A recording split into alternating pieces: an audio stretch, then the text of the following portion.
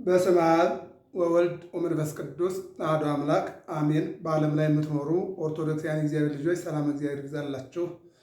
ክርስቶስ ተንሥአ እሙታን በዐቢይ ኃይል ወሥልጣን አሰሮ ለሰይጣን አግዓዞ ለአዳም ሰላም እምይእዜሰ ኮነ ፍስሐ ወሰላም።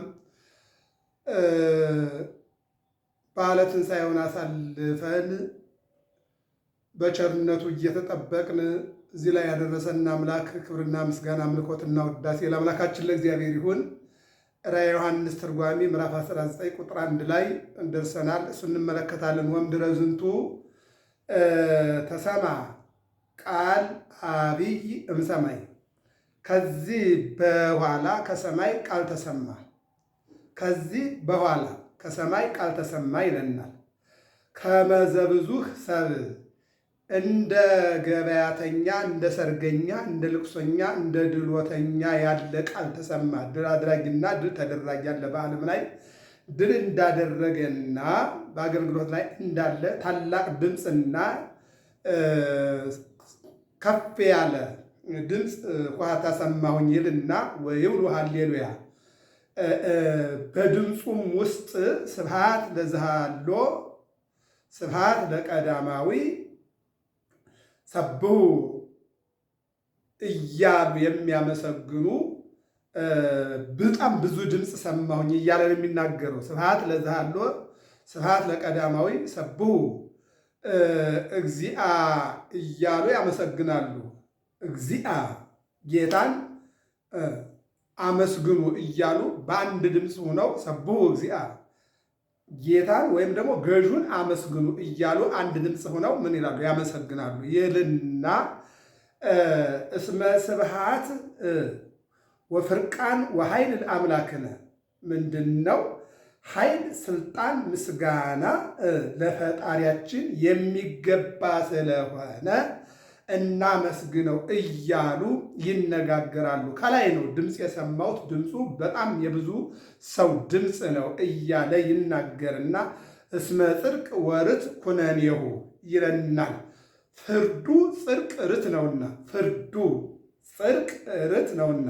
ጽድቅ ማለት እውነት ማለት ነው። ርት ማለት ደግሞ የተሟላና ይልቁንም ጉድለት የሌለው ይልቁንም ደግሞ የቀና ፍርድ ማለት ነው የሚለውን ይተረጉማል ማለት ነው።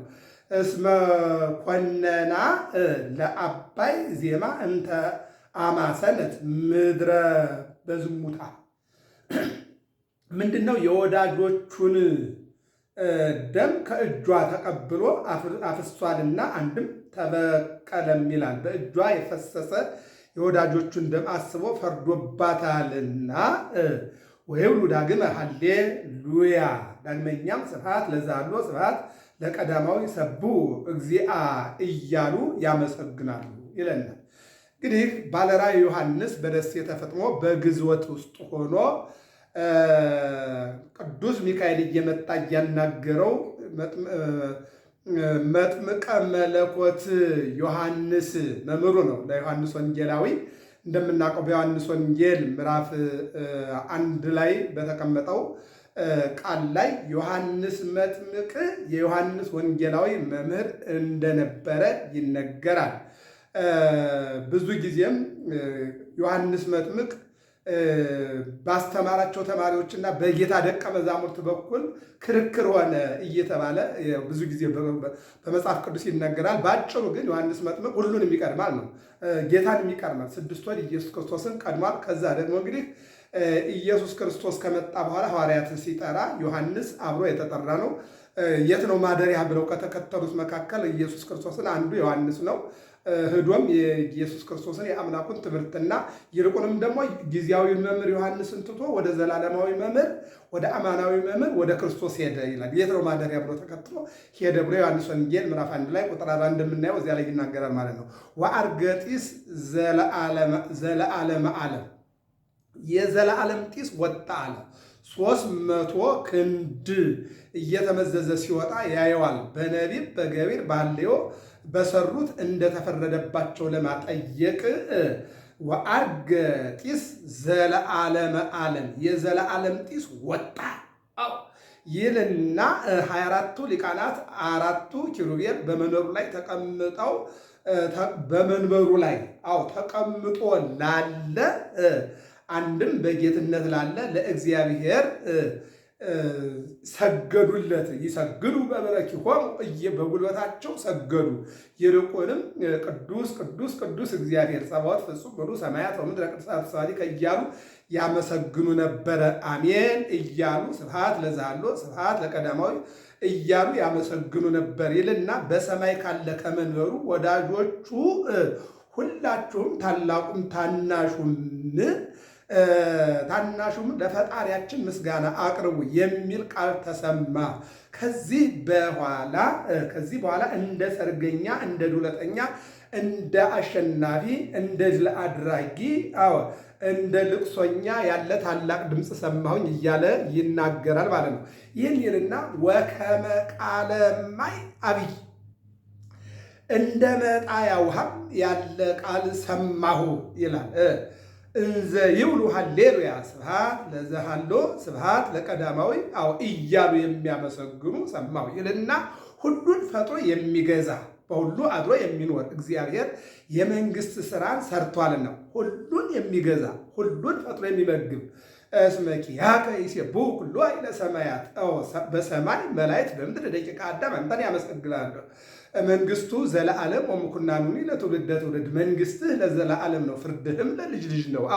አንተን በሰማይ ያሉ መላእክት በምድር ያሉ ደቂቀ አዳም ያመሰግኑሃል። የሚታዩ የማይታዩ፣ የሚደክሙ የማይደክሙ 24 ሰዓት የሚያመሰግኑ ትጉሃን መላእክት እንዲሁም ደግሞ እንደ አቅማቸው የሚያመሰግኑ ደቂቀ አዳም አንተን ያመሰግናሉ። ሁሉን ፈጥሮ የሚገዛ በሁሉ አድሮ የሚኖር እግዚአብሔር የመንግስት ስራን ሰርቷልና እያሉ ያመሰግናሉ። ደስ ይበለን፣ ደስ ብሎን ለእሱ ምስጋና እናቅርብ እያሉ ያመሰግናሉ። እንደውም ቅዱስ ዳዊት እንደዚህ ብሏል። ዘልፈ ርእዮ ለእግዚአብሔር ቅድሜ ውእቱ በኩሉ ጊዜ፣ እግዚአብሔርን ሁልጊዜ አየዋለሁ በፊቴ ነው አለ። አተ ጊዜ ሰአልክዎ ለእግዚአብሔር ወኪሐስስ፣ እግዚአብሔርን አንዲን ነገር ለመንኩት እሷንም እሻለሁኝ። ከመ እኅድር ቤቶ በኩሉ መዋዕለ ሕይወቴ፣ ለዘለዓለም በእግዚአብሔር ቤት እንድኖር እግዚአብሔርን እንዳመሰግን ይልና ምዕመናንን የሚያዋህድበት ጊዜ ደርሷልና ምዕመናንም ለተዋህዶ በቅታ ተገኝታለችና ብሩህ ልብስ ትለብስ ዘንድ ተሰጣቸው። ይኸውም ቅዱሳን በሰሩት ስራ የሚወርሱት ክብር ነው እያለ ቅዱስ ሚካኤል ለዮሐንስ ወንጌላዊ ይነግረዋል። ዮሐንስ ወንጌላዊ ደግሞ ይጽፋል። በጉ ለተዋሃዳት ለምእመን እረፍት በቅተው የተገኙ ሰዎች ንዑዳን ክቡራን ናቸው ብለህ ጻፍ አለኝ። እኔም ደግሞ ብዕሬንና ቀለሙን አገናኘው፣ ወረቀቱንና ብዕሩን አገናኝቼ መጻፍ ጀመርኩኝ። ይህ እውነተኛ ነገር የእግዚአብሔር ነገር ነውና፣ አንድም የእግዚአብሔር ነገር እውነተኛ ነውና፣ አንድም እውነተኛ የሚሆን የእግዚአብሔር ነገር ይህ ነውና ጻፍ አለኝ። እኔም ጻፍኩኝ። ሉቃስ ወንጌል 14:15 ወወድቁ ኀበ እገሪሁ ወሰገዱ ሎቱ፣ ከእግሩ ወደቁ ሰገዱለት። ይሰግድ በብረኪሁ እስከ ይመጽእ ስርየት ለኃጥአን፣ ቅዱስ ሚካኤል በጉልበቱ ይሰግዳል። እስከ መቼ ድረስ? ለኃጢአተኞች ይቅርታ እስከሚመጣ ድረስ ይለናል። ከእግሩ ወደቁ፣ ሰገዱለት። አንድም ከእግሩ ወድቄ ሰገድሁለት። ወይቤለኒ ዑቅ ለእኔ አትስገድ እወቅ አለኝ። እዚህ እንግዲህ ይቺ ነጥብ መናፈቃን ብዙ ጊዜ ለመላእክት ስግደት አይገባቸውም። ምክንያቱም ቅዱስ ዮሐንስ ሊሰግድ ሲል መልአኩ ለእኔ እንዳትሰግድ ተጠንቀቅ ብሎታልና፣ ስለዚህ ለመላእክት አይሰገድም እያሉ መናፈቃን ሲናገሩ እንሰማቸዋለን። እዚህ የትንቢተ ዳንኤል ምዕራፍ 8:15 ላይ ዳንኤል ለመልአኩ ሰገደ። መልአኩ ደግሞ ዳንኤልን ከወደቀበት አነሳው ስንል ፈርቶ ወደቀ እንጂ ሰገደለት አይልም ብለው ሲከራከሩ እናያለን። ያንተ ባልደረባ የምሆን እኔ እንዳንተ ያለው ተገዥ ነኝና የወንድሞችህ የነቢያት ባልደረባ የምሆን እንደ ወንድሞችህ ያለው ተገዥ ነኝና የኢየሱስ ክርስቶስን ሕግ የሚጠብቁ ሰዎች ባልደረባ የምሆን እንደ እሳቸው ያለው ተገዥ ነኝና ዑቅ ትስገድ ሊተ ለእኔ እንዳትሰግድልኝ አለኝ። በነገራችን ላይ እዚህ ጋር ዮሐንስ ወንጌላዊ እንደ ሰው ልጆች ያልሞተ የተሰወረ ይልቁንም ደግሞ በጣም ከመላእክት ጋር አብሮ ሲነጋገር የኖረ ክንፍ ብቻ የሌለው እንጂ መልአክ ምድራዊ መልአክ ነው እሱ ማለት ነው ቅዱስ ዮሐንስ። እና ቅዱስ መልአኩ ቅዱስ ሚካኤል እዚህ ጋር እያናገረው ያለው ቅዱስ ሚካኤል ነው። እየሰማ ያለ ቅዱስ ዮሐንስ ነው። ምንድን ነው እያለ ያለ? አንተ መልአክ አለመሆንክ እንጂ እንደ መልአክ ነህ፣ ይልቁንም ደግሞ እንዳንተ ላሉ ቅዱሳን እንደዚያ ነኝ እያለ የዮሐንስን ክብር ነው እየገለጠ ያለው። ለምሳሌ ሰማይ ተከፈተ ሲል የሚከፈት ሰማይ ኑሮ አይደለም፣ የእስጢፋኖስን ክብሩንና ልልናውን እያሳየ ነው ያለው ማለት ነው። እና ምንድን ነው የሚለው? ወባህቱ ለእግዚአብሔር ንስግድ ኩልነ፣ እኔም አንተም ለእግዚአብሔር እንስገድ እንጂ፣ ነገር ግን እኔም አንተም ለእግዚአብሔር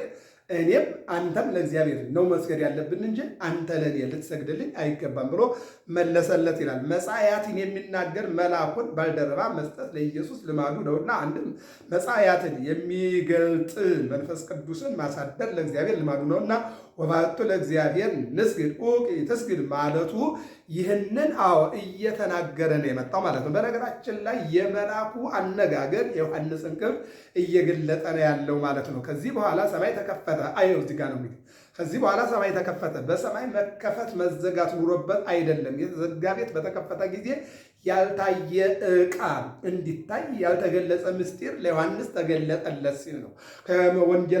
ወንጌላዊ ዮሐንስ ከመልአኩ ጋር እየተነጋገረ ባለበት ሰዓት ላይ የወንጌላዊ የዮሐንስ ክብር ተገለጠና ሰማይ ተከፈተ ማለት በሰማይ ያለውን ሁሉ ምስጢር ማየት ጀመረ የሚለውን የሚተረጉመው አምባላይ ፈረስ ወጣ፣ ሲወጣ አየው ይልና የተቀመጠበትም ስሙ መሐይም ጻድቅ ይባላል ይልና በእውነተኛ ፈርዶ ፍርድ የሚያጠፋ እርሱ ነው አለኝ። እውነት ነው። ፈታሂ በጽድቅ ኮናኒ በርትዕ በእውነት የሚፈርድና የሚገዛ አምላክ እግዚአብሔር ብቻ ነው። ዓይኖቹ እንደነደ እሳት ናቸው አለ። ትምህርተ በቀልን ያመለክታል። እግዚአብሔር እግዚእ መስተበቀል እግዚአብሔር የሚበቀል አምላክ ነውና ባቢሎንን እበቀላታለሁኝ ብሎ የተናገረ ይልቁንም ደግሞ ሕንፃ ሰናዖርን ከሰዎች ጋር አንድ ጊዜ በነፋስ አያል ተቀጠቅጦን ለአሕማረ ተርሴስ ወጋን እያሉ ያላቅማቸው ሲንጠራሩ በነፋስ በትኖ የጣለ የሚበቀል እግዚአብሔር ነው። ፈርዖንን ወደ ባሕረ ኤርትራ የወረወረ ሰናክሬምን እነሆ የጣለ ሄሮድስን ራሱን በራሱ ትል እየተበላ እንዲሞት ያደረገ እግዚአብሔር ተበቃይ አምላክ ነው ይላል። በቀጸላውም ከእሱ በቀር ሌላ የሚያውቀው የለም ስም ተጽፏል። ወደ ደም የተረጨው ልብስ ለብሷል አለ። ትስብእትን ተዋህዷል፣ ከድንግል ማርያም ተወልዷል። በቀራንዮ ሥጋውን ቆርሶ ደሙን አፈሶ ዓለምን አድኗል። ይህንን እያመለከተው ነበር። ስሙንም አካላዊ ቃል ይሉታል። ወሐራ ሰማይ ይተልው ወበአፍራስ ጸአዱ፣ መላእክት በአምባ ላይ ፈረስ ሆነው ተከታትለውታል አለ። ስልጣናቸውን መናገር ነው። መላእክት ይከታተሉት ነበር። በልደቱ መላእክት በገዳመ ቆሮንቶስ ሲጾም ሲጸልይ መላእክት ያገለግሉት ነበረ ይላል። እንደገና በቀራንዮ ሲሰቀል ቅዱስ ሚካኤልና ቅዱስ ገብርኤል ዝም ብለው ይመለከቱ ነበር። ዑራኤል ደግሞ ደሙን ይቀዳ ነበረ። በትንሣኤው ደግሞ አሐደ ተራሰ ወአሐደ ትርጋጸ፣ ሁለቱ መላእክት በመቃብሩ ተገኝተዋል። ይልቁንም ለሴቶች ሂዱና ተናገሩ መስክሩ፣ አምላክ ተነስቷል፣ በዚህ የለም ሕያውን ከሙታን መካከል ለምን ፈለጋችሁ? እንደተናገረ ተነስቷል ብለው የትንሣኤው ምስክርነት ለሴቶችና ለወንዶች የተናገሩ ቅዱሳን መላእክት ናቸው ማለት ነው። ይህንን ነው እየተናገረ ያለው። ብሩህ ልብስ ለብሰዋል አለ። ጸጋዎችን መናገር ነው። አሕዛብን የሚያጠፋበት መቅሰፍት በቃሉ ይታዘዛል። በጎችን በተዋደደ ስልጣን ይጠብቃቸዋል። ሁሉም ፈጥሮ የሚገዛ የእግዚአብሔር መዓቱ የሚፈጸምበት አደባባይ ተረግጧል አለ። መዓቱ የሚፈጸምበትን ስልጣን ገንዘብ አድርጓል ማለቱ ነው። በልብሱም ውስጥ በጎኑ ንጉሠ ነገሥት እግዚአ አጋዕዝት የሚል ተጽፏል። ንጉሠ ነገሥት እግዚአ አጋዕዝት የዮሐንስ ራእይ ምዕራፍ 1 ቁጥር 16 ላይ የጌቶች ጌታ የአማልክት አምላክ። አሁን እኛ ጌታ ኢየሱስ አይደለም፣ ከዚያ በላይ የጌቶች ጌታ ነው ኢየሱስ ንጉሥ ነው። እሱ ብቻ የነገሥታት ንጉሥ የአማልክት አምላክ ማን? እግዚአብሔር። አሁን ቅዱስ ያሬድ የኢየሱስ ንጉሥ ነህ አምላክ ነህ ይላል። የአማልክት አምላክ፣ የነገሥታት ንጉሥ፣ የጌቶች ጌታ። አምላክማ አማልክት ዘበጸጋ አሉ። እነ ሙሴ ሁሉ እኮ በግብፅ ምድር ላይ ተልከው ሄደዋል ማለት ነው። ይህን የተነገር በልብሱም ውስጥ በጎኑ ንጉሠ ነገሥት እግዚአ አጋዕዝት የሚል ተጽፏል። በቀጸላው የተጻፈውን አልቦ ዘየአምሮ አለ። በልብሱ ውስጥ በጎኑ የተጻፈውን ንጉሠ ነገሥት እግዚአ አጋዕዝት የሚል ነው አለ። እንደምን ነው ቢሉ የተሰወረውን የምገልጽ የተገለጸውን የምሰውር እኔ ነኝ ሲል አንድም ውስጣዊ አፋዊ አምላክ እኔ ነኝ አልፋና ኦሜጋ ቅድመ ዓለም የነበረ ዓለም ፈጥሮ የሚኖር ዓለምን አሳልፎ የሚኖር አልፋና ኦሜጋ እኔ ነኝ ሲል ነው። ከዚህ በኋላ አንድ መልአክ በፀሐይ ቆመ አለ። በምድር ስራውን ሰራ ማለት ነው። መራሁተ አውፍይ ወደ ፀሐይ ነው። መራሁተ አውፍይ ወደ ፀሐይ እንደሚል ማለት ነው። በታላቅ ቃል ይጮሃል። በህዋ የሚበሩ አዕዋፍን ወደ እግዚአብሔር በዓል ኑ ተሰብሰቡ እያለ ደወል ይደውል ይናገር ነበረ። ኑ እግዚአብሔርን እናመስግን እያለ ይላል። የነገስታቱን ስጋት የነገስታቱ የሰጉበት ይልቁንም ደግሞ ክረምትና በጋ ፀሐይና ጨለማ ጨረቃን የሚያፈራርቅ እግዚአብሔር ነገስታቱን እነሆ እሱ ካለ እንኖራለን እሱ ካላለ ደግሞ አንኖርም እያሉ የሚሰጉበት አምላክ እሱ ግን በዝናብ አብቅሎ በፀሐይ አብስሎ የሚመግብ እግዚአብሔር ከመ ትብሉ ሥጋ ነገሥት የነገስታቱን ሥጋ ትበሉ ዘንድ ወሥጋ መላእክት የአለቆችንም ሥጋ ትበሉ ዘንድ ወሥጋ ጽኑዓን የአርበኞችንም ሥጋ ትበሉ ዘንድ ወሥጋ አፍራስ የፈረሶችንም ሥጋ ትበሉ ዘንድ ወዘእለ ይጼውዕዎን የተቀመጡባቸውን ሰዎች ሥጋ ትበሉ ዘንድ ወሥጋ ኩሉ አጋዚ ወገብር የተገዦችንም የገዦችንም ሥጋ ትበሉ ተነሱ ዘንድ ወዘንዑስ ወዘአብይ የታላቁንም የታናሹንም ሥጋ ትበሉ ዘንድ ወእምዝ መጽአ ዝግቱ አርዌ ከዚህ በኋላ ሐሳዊ መሲሕ ተነሳ ይልና የምድር ነገስታትም ሰራዊታቸውም ከሱ ጋር ተሰበሰቡ አለ። አንድ ሆኑ፣ ተነጋገሩ ማለት ነው። ምዕመናንም ይጣሏቸው ዘንድ ከዚህ በኋላ ሐሳዊ መሲሕን ያዙት። በዲያብሎስ ስልጣን በሐሳዊ መሲሕ ፊት የምታት ተአምር ተደረገ።